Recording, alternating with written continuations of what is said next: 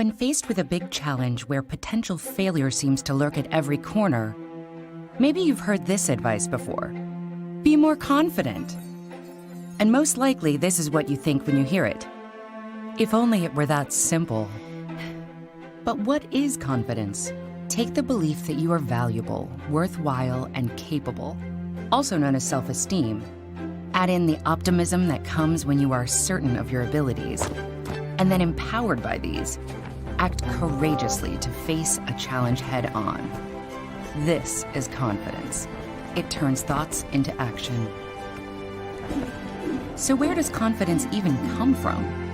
There are several factors that impact confidence. 1, what you're born with, such as your genes, which will impact things like the balance of neurochemicals in your brain. 2, how you're treated.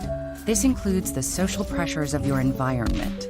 And 3, the part you have control over, the choices you make, the risks you take, and how you think about and respond to challenges and setbacks. It isn't possible to completely untangle these 3 factors, but the personal choices we make certainly play a major role in confidence development. So, by keeping in mind a few practical tips, we do actually have the power to cultivate our own confidence. Tip 1, a quick fix.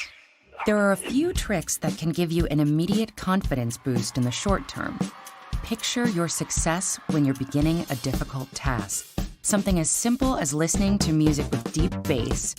It can promote feelings of power.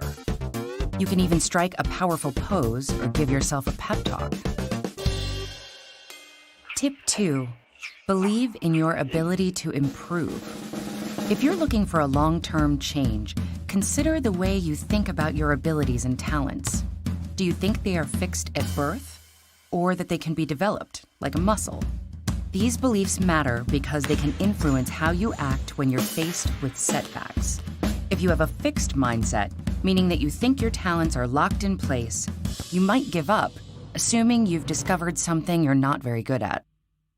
But if you have a growth mindset and think your abilities can improve, a challenge is an opportunity to learn and grow. Neuroscience supports the growth mindset. The connections in your brain do get stronger and grow with study and practice. It also turns out, on average, people who have a growth mindset are more successful, getting better grades, and doing better in the face of challenges. Tip 3, practice failure. Face it, you're going to fail sometimes. Everyone does. J.K. Rowling was rejected by 12 different publishers before one picked up Harry Potter. The Wright brothers built on history's failed attempts at flight, including some of their own, before designing a successful airplane. Studies show that those who fail regularly and keep trying anyway are better equipped to respond to challenges and setbacks in a constructive way. They learn how to try different strategies, ask others for advice, and persevere. So, think of a challenge you want to take on. Realize it's not going to be easy. Accept that you'll make mistakes, and be kind to yourself when you do. Give yourself a pep talk, stand up, and go for it.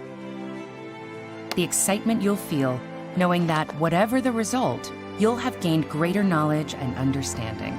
This is confidence.